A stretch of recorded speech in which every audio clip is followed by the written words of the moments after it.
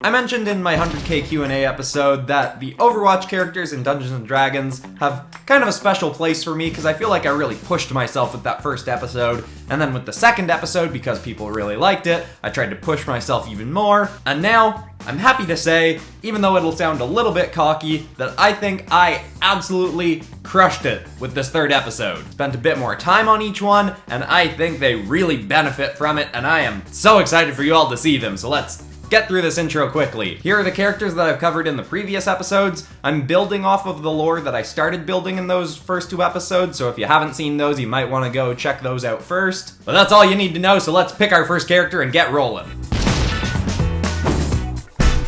Okay, first up, really don't need to do this reveal because you all saw him in the thumbnail, but we have got to start with the big man himself, Reinhardt.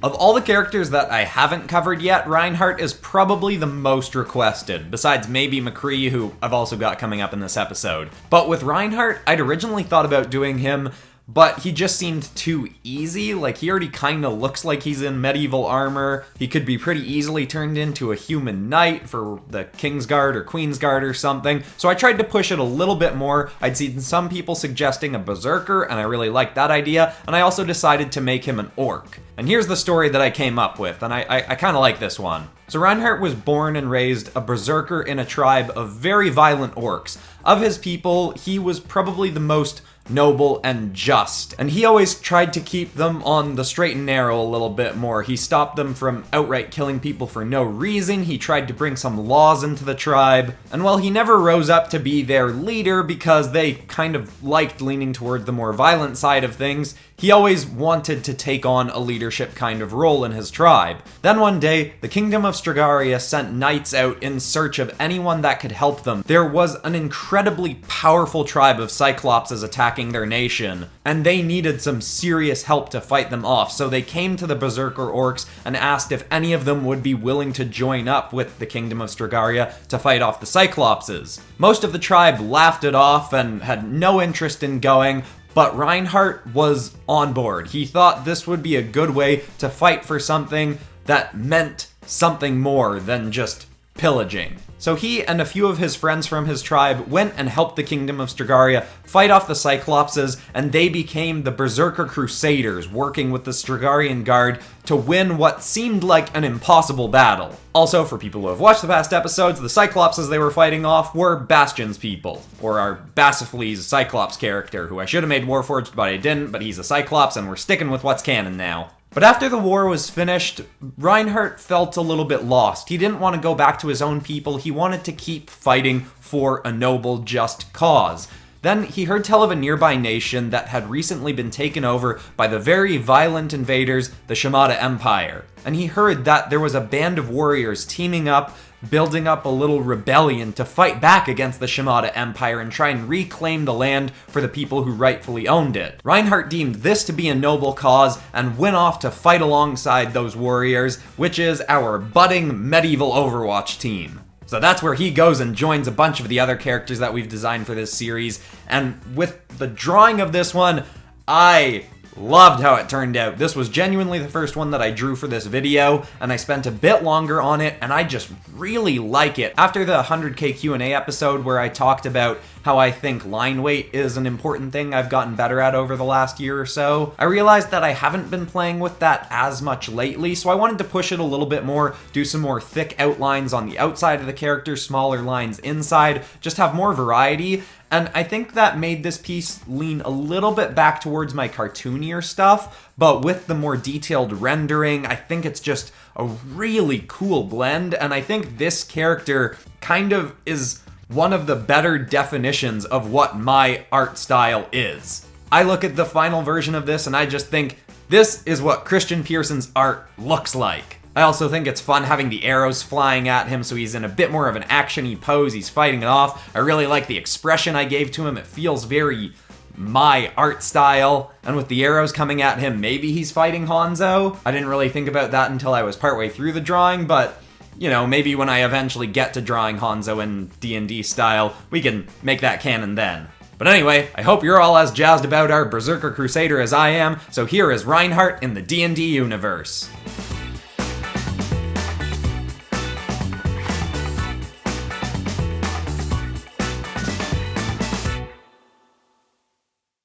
I don't know if people noticed in that intro, but look, my Cintiq can hover now. I mean, I got one of those arm things for it. I think it's so cool, look at it! Look how high it can go!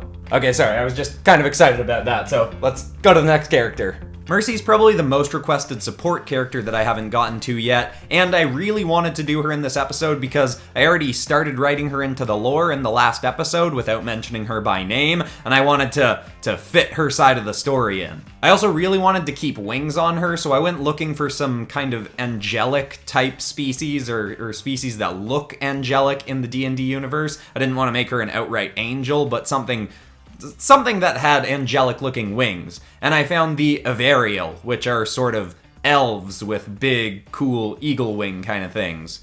They're kind of a hoity-toity species that doesn't get along with many people, but I figured I could work with it and spin it a little bit and fit her into this universe. Also, I took her last name and spun it a little bit to make it a little bit elvish sounding. I think it kind of works. Anyway, here's her story. Known as the Angel of Gibralt, Zagalia was a renowned cleric who had left her tribe of proud sky elves, the Avariel, to come and heal those in need in Gibralt. While her kind thought very lowly of humans and dwarves and really anyone other than elves, she saw the good in everyone and wanted to give everyone a fighting chance to heal and live full lives. She was even often called on by the Kingdom of Gibralt, but never answered the call because they were always calling on her to go with soldiers to the front line and heal soldiers so that they could keep fighting, and she was an adamant pacifist. One day, Gibralt was invaded by the Shimada Empire, and she was once again called on by the Empire to help the soldiers get back in fighting condition and win the fight. But she refused and stayed in the kingdom's streets, helping heal any civilians that were injured in the crossfire. And while she did manage to save a lot of people, she would come to regret this decision. The Shimada Empire won the battle, and they were a tyrannical rule over the Kingdom of Gibralt. And while she was very much against fighting, she realized that fighting might be the only way to take back her adopted home from the people that had just taken it over.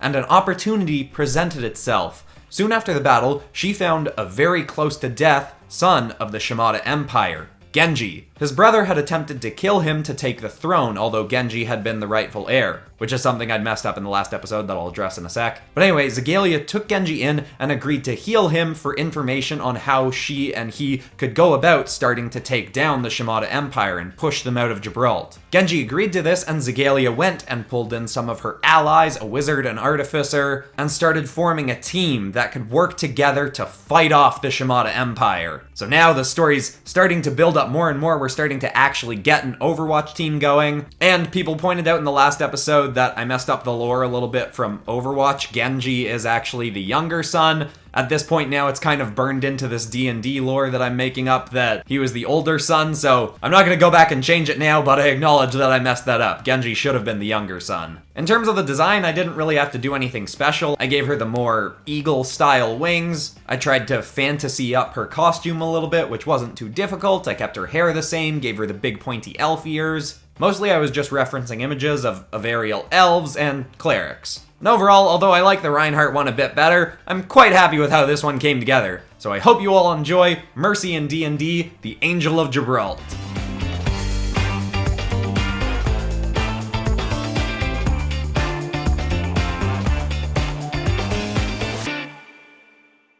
Quick, if you hit the like button, the ad might not pop up. Do it now, do it now! Ah! That bit only really works A, if you don't have ad blocker on, and B, if the ad actually pops up in the spot it's supposed to. And C, even if it did work, it's a pretty dumb bit regardless. So sorry about that, but let's push on into the next drawing. Now, I was super excited to get to McCree, and I think he probably turns out the best of all the ones today. It's a tough call because I really like a lot of them, but it was definitely a blast. And just as I was about to start drawing, I'd written out a story for him, but then I was, just before starting, inspired to make him a pirate. And I thought that would work really well. I really liked the idea, and I recently watched a bunch of the Pirates of the Caribbean movies, so I was totally on board for this, changed up the story a bit, and here's what we got for D&D McCree. The Dread Pirate McCree was a famous pirate outlaw. He sailed the seas on his ship, the Deadlock, and with his band of merry pirates, they pulled off heists that were world-renowned. Or so they believed them to be world-renowned. They were a pretty cocky bunch. But even still, they were very skilled at pulling off heists and cons. They would often go farther inland than many pirates, sail to a shore and go to whatever the nearest town was, and then pull off their cons, take their loot back to their ship and sail off. And a few times, they had gone over to the kingdom of Gibraltar and pulled off some masterful heists, robbing various banks and stores in Gibraltar, and even crossing swords with the Queen's Guard there, including Soldier 76. But McCree and his band were very skilled fighters, and they managed to make off without getting a scratch on them. They continued on, pulling off heists and cons. They were a very skilled group of pirates. And then one day, McCree was inspired to go back to Gibraltar and pull off another heist. He'd found it more of a challenge stealing from them than from other places around, and he was in the mood for a challenge, so they went back, but they found that it had recently been taken over by the Shimada Empire. Of course, this didn't really faze them at all. They just thought, okay, this is another kind of challenge. The Shimada Empire soldiers are supposedly very powerful as well, but a heist is a heist and they'd never been caught before. So they got a bit of intel and found out that there was a massive shipment of explosives coming into the Shimada Empire, and they thought, perfect, we're gonna steal that. So McCree and his band mapped out their plan, decided what they were gonna do for the heist, and they totally botched it. They were not prepared for how powerful the Shimada soldiers were, and they absolutely weren't prepared for the fact that this shipment was important enough that the king himself was there to oversee it. And King Hanzo of the Shimada Empire was an incredibly powerful warrior himself, and was an absolute master with a bow and arrow. And he took out so many of McCree's pirate warriors. They got down towards the end of the battle, and McCree was struck straight through his arm with an arrow. All of his friends were dead. He was about to be executed when a very bizarre band of warriors showed up and started fighting off the Shimada Empire. There was an elf who seemed to be teleporting, a very powerful orc warrior, an assassin who seemed to be part warforged, and a ranger whose fighting style seemed kind of familiar to McCree. These four warriors working together managed to fight off all of the Shimada Empire soldiers and even King Hanzo himself, and they took the shipment of explosives for themselves. They also took pity on McCree, saw that he was very wounded, and they took him back to their base, where their resident cleric, the Angel of Gibraltar, and their artificer healed him up and built him a new arm. And they made an agreement with him. The ranger unmasked himself and revealed that he was Soldier 76, who obviously wasn't a huge fan of McCree, but definitely appreciated how skilled of a fighter he was. So they told McCree that they wouldn't turn him into any kinds of authorities, and they would clear his record, at least in Gibraltar, if he fought alongside them and helped them take Gibraltar back from the Shimada Empire. McCree didn't love the idea, but he also really wanted revenge on the people that had just killed so many of his longtime friends. So he decided to team up with them, and our medieval Overwatch continued to build. That story took longer to tell than some of the other ones, and I think the drawing kind of speaks for itself in this case. So here he is, the Dread Pirate McCree.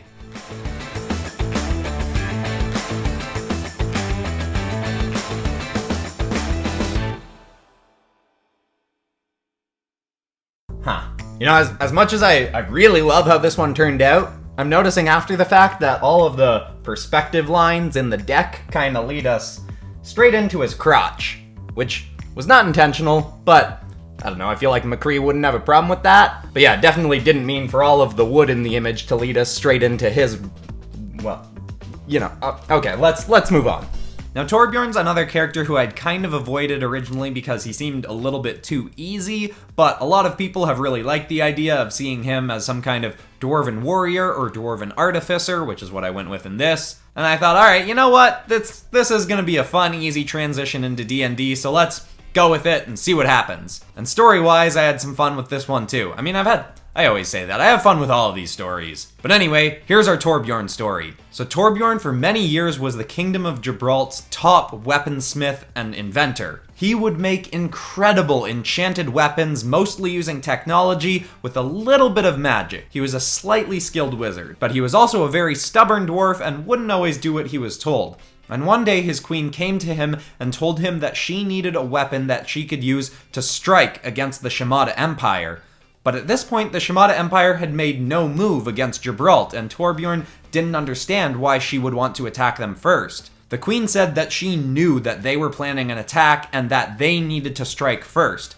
But Torbjorn didn't listen. He didn't think she had sufficient evidence to think that the Shimada Empire was going to attack them, and he flat out refused to build a weapon to attack someone who wasn't going up against them. The queen demanded that he build this weapon, and he flat out refused. So despite his years of work, he was let go. And then within the week, the Shimada Empire did attack. The queen had been right, she knew what she was talking about, and Torbjorn should have listened. Had he built the weapon the queen had demanded, they might have been able to avoid this. But this battle was barely a battle, it was practically a slaughter, and Gibraltar was in fact taken over by the Shimada Empire. Torbjorn felt horrible and went into hiding, unsure of what he could possibly do next, until he was called upon by an old friend of his, an elf who'd recently been cursed. She was falling in and out of time, and this is where we're tying in our Tracer character from the first episode. Needing some kind of task to distract himself from his guilt, he decided to team up with an old wizard friend of his to build a device that could not break the elf's curse, but manage it, and it actually ended up giving her some interesting abilities. She could sort of control time for herself, and could essentially teleport. This was a particularly helpful ability in battles,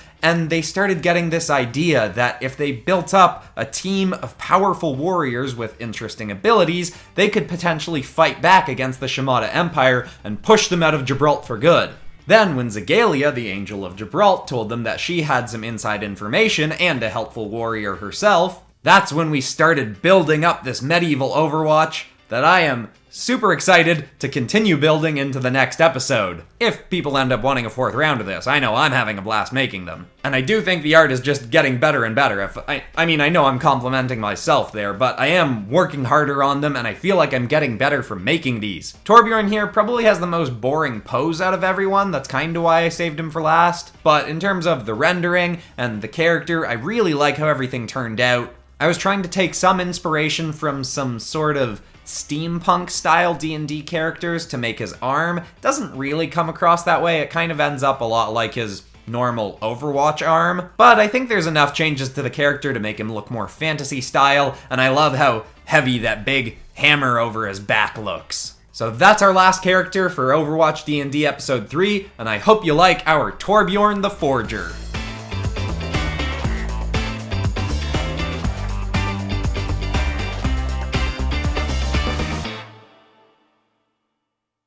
Oh yeah, this is one of my favorites so far, and I really love how all the stories are starting to they're coming together, and we're pushing forward a bit too, like Overwatch is actually starting to become a thing in this universe. Totally down to do another episode if people are still enjoying this. Let me know what characters you would want next. I definitely want to get on to doing Hanzo. And what other kinds of episodes do you want like this, that's sort of taking a thing and putting it in a different genre? Lots of people have been asking for a My Hero Academia focused one. I'm definitely getting on that in early January. But first things first, we've got a community redraw episode coming up on Saturday. So anyone who hasn't submitted their anti-hero design, please get that in by end of day tomorrow, that's Tuesday. But if you miss it this month, there's another community redraw next month and the month after that. So no pressure at all, I know it's a busy time of year, but I'm super excited by all the submissions that have already come in. But that's all for this episode. I'm Christian Pearson, this has been PopCross Studios, home of the nerdiest art videos on YouTube. Happy holidays everybody, and I will see you all in the next one. Thanks for watching.